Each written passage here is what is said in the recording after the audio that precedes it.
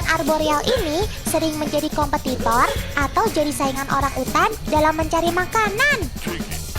Kedih juga bisa masuk wilayah feeding center yang udah jadi wilayah kekuasaan orang utan untuk mencari makan juga. Bukan cuma sama orang utan aja mereka bersaing. Di pohon tempat mereka tinggal, Kedih juga harus rela berbagi tempat dan digangguin si monyet-monyet ekor panjang ini.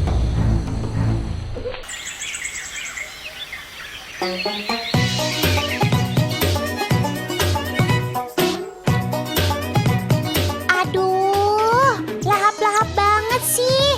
Awas keselak. Teman, ada yang tahu ini monyet jenis apa? Yaps, betul. Tamarin.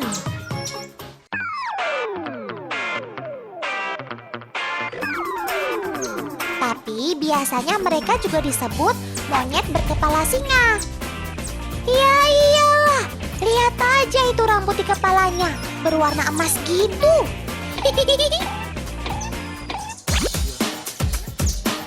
Si tamarin ini omnivora teman, alias pemakan segala. Lihat sendiri kan, dia doyan banget sama buah dan serangga. Kalian ada yang tahu hewan ini asli dari mana? Yeay, 100 buat kalian. Si tamarin ini memang endemik Brasil teman. Habitat mereka adalah hutan tropis dan dataran rendah. Mereka juga memiliki ekor yang panjang untuk penyeimbang. Kalian tahu nggak teman, kuku pada setiap jari-jarinya si sobat otan ini sudah berkembang menjadi cakar loh. Hanya kuku pada jempol kakinya saja yang memiliki kuku rata, yang memungkinkan mereka untuk memanjat layaknya seekor tupai. Keren! Di alam liar, mereka jarang sekali loh teman bertemu dengan kelompok-kelompok tamarin yang lain. Jika itu terjadi, biasanya terjadi perkelahian antar kelompok untuk memperebutkan makanan. Aduh. Galak-galak banget deh kalian ini.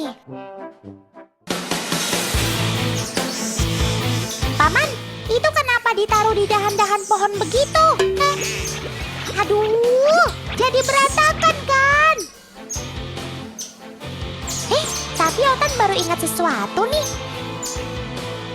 Si tamarin ini senang loh makan getah pohon sebagai tambahan nutrisi mereka.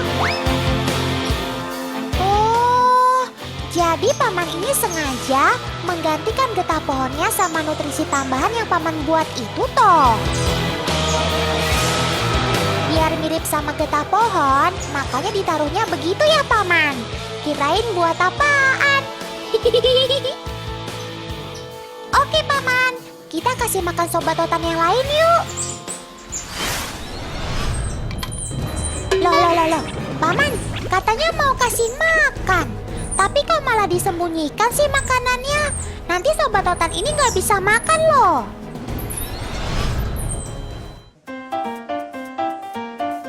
Wah, ternyata mereka pintar ya teman. Mereka bisa menemukan makanan yang tersembunyi.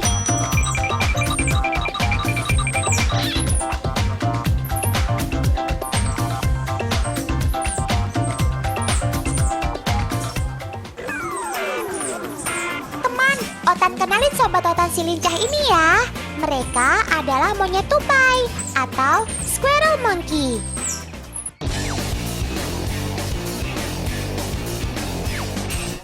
Oh iya teman, Otan sampai lupa. Si squirrel monkey ini adalah salah satu spesies paling cerdas loh. Dan dikenal memiliki otak terbesar. Keren bingit sih kamu sobat. Saking cerdasnya, mereka memiliki sejumlah panggilan suara loh. Termasuk suara peringatan untuk melindungi diri dari predator. Dan untuk menandai wilayahnya, mereka akan menggosokkan ekor dan kulit mereka di wilayah kekuasaannya, termasuk dengan air kencingnya sendiri. Ayo, makan yang banyak sobat. Mereka juga hanya sesekali turun ke tanah, yaitu saat mereka mencari makan saja.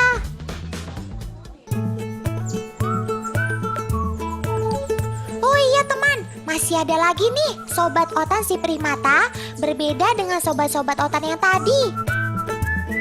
Primata ini adalah monyet terkecil di dunia. Pasti teman-teman udah pada kenal kan?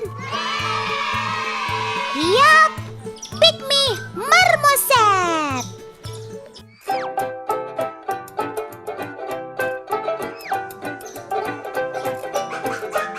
Ya, kok ngumpet? Tenang sobat, otan gak ganggu kok.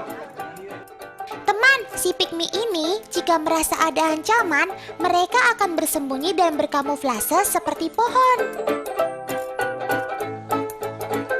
Pergerakan mereka juga cukup lamban teman, karena mereka sekaligus memantau lingkungan sekitarnya.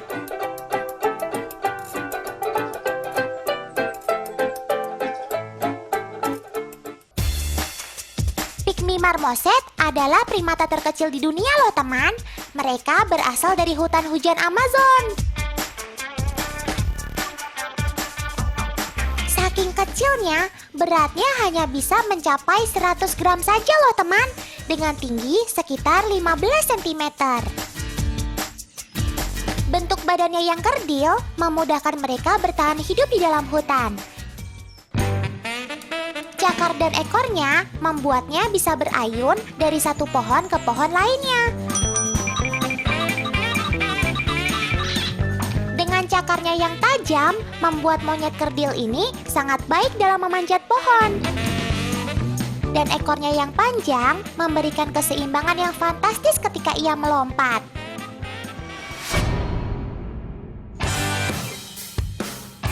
Dan ukuran badannya yang kecil memungkinkan si Pygmy ini untuk bisa mencapai puncak pohon, di mana banyak spesies monyet yang lebih besar tidak bisa mencapainya.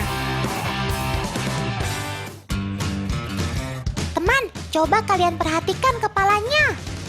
Yaps, ia dapat memutar kepalanya sampai 180 derajat loh teman. Dan memudahkan mereka mengawasi lingkungan sekitarnya ketika mencari makan. Si Pygmy juga senang makan getah loh teman. Ia akan menggerogoti lubang kulit pohon dengan giginya sendiri sampai ia menemukan getah. Ia akan segera menjilatinya, dan setelah itu ia akan berbaring dan menunggu serangga yang datang. Ketika ada serangga yang tertarik dengan lubang getah, sobat otan ini akan segera melahapnya. Oh, jadi sekaligus jebakan juga ya buat si serangga. Cerdik juga sobat otan ini.